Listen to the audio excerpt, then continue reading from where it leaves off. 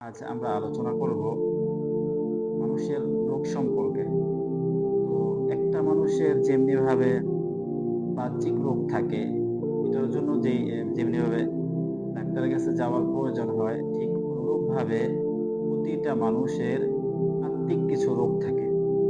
আর আত্মিক রোগ একটা মানুষের ১০ টা হইতে পারে মোটামুটি আত্মিক রোগ।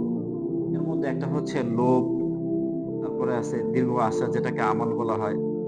রাগ, মিথ্যা, গীবত, কৃপণতা, হিংসা, রিয়া, অহংকার, ঘৃণা। ঘৃণা মানে হচ্ছে অন্যের ভালো সহ্য না হওয়া।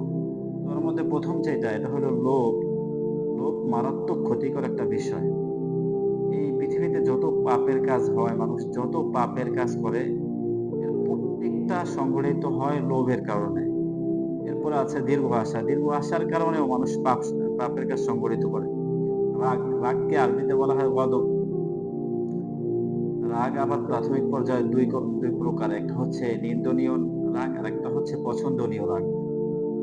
তো হচ্ছে নিন্দনীয় রাগটা অত্যন্ত খারাপ। এটা হচ্ছে যে এটা থেকে বাঁচার জন্য হাদিসের মধ্যে অনেক ইরশাদ আসছে রাসূল সাল্লাল্লাহু আলাইহি ওয়াসাল্লামের থেকে। এরপরে হচ্ছে মিথ্যা।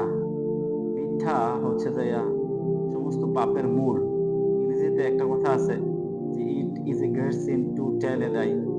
মিথ্যা বলা মহাপাপ। মিথ্যা বলা আসলে কোনো মানুষের জন্যই উচিত নয়। তারপরে গীবত।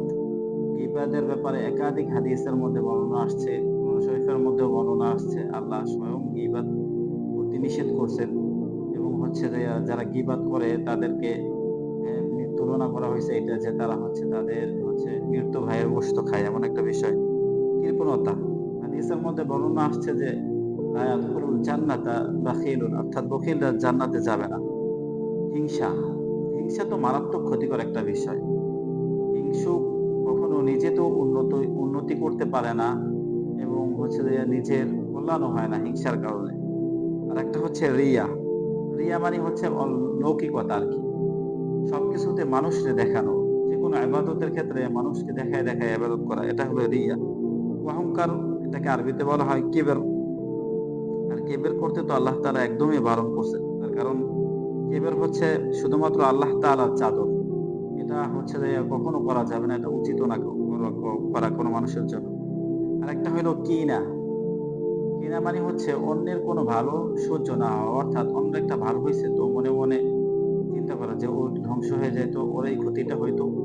তো এই যে ১০ টা বিষয় একটা মানুষের যেমনিভাবে হার্ট ব্লক হয়ে গেলে, তারপর ব্রেইনে কোনো প্রবলেম হইলে, যেমনিভাবে ডায়াবেটিস হইলে মেডিসিন নেওয়ার প্রয়োজন পড়ে। এই ১০ টা রোগের জন্য প্রতিটা মানুষের মেডিসিন নেওয়ার প্রয়োজন আছে। এবং এই মেডিসিনটা নিতে হইলে আমাদের সবাইকে হচ্ছে যে রুহানি যে ডাক্তার আছে তাদের কাছে যাইতে হইবে। এজন্য আপনার আর আমার উচিত রুহানি ডাক্তারদের কাছে যাওয়া। আর রুহানি ডাক্তারদের কাছে যাওয়ার ক্ষেত্রে পরামর্শ হইল অনেক বড় রুহানি ডাক্তার যারা আছে প্রাথমিক পর্যায়ে তাদের কাছে হচ্ছে যে না গিয়া ছোটখাটো রুহানি ডাক্তার যারা আছে তাদের কাছে যাওয়া, ছোটখাটো পীর আর মুর্শিদ যারা আছে তাদের কাছে যাওয়া। এমন ব্যক্তির কাছে যাওয়া যার কাছে আপনি ডিটেইলস আপনি খুললে বলতে পারবেন। যে এমন ব্যক্তির কাছে যাওয়া যিনি আপনাকে যথেষ্ট সময় দিতে পারবে।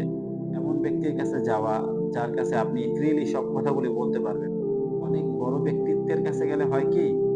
তার হচ্ছে কাজের পরিধি অনেক বড়, বিশ্বব্যাপী কাজ করে। ওরা হচ্ছে ইন্টারন্যাশনাল হচ্ছে যে ব্যক্তিত্ব থাকে তারা। তো তাদের সাথে গিয়ে কথা বলতেও অনেকটা হচ্ছে আনকমফোর্টেবল ফিল হয়। এজন্য ছোটখাটো যে সমস্ত রুহানি ডাক্তার আছে তাদের কাছে গিয়া এই রোগগুলোর হচ্ছে চিকিৎসা নেওয়া। এটা আমাদের প্রত্যেকটা মানুষের জন্য উচিত। আর এই রোগগুলোর চিকিৎসার ক্ষেত্রে প্রাথমিক পর্যায়ে ২ টা চিকিৎসা হাদিস এবং কোরআন থেকে যেটা বোঝা যায়। রব্বুল আলামিন বলছে ফাসাব্বিহ বিহামদি রাব্বিক।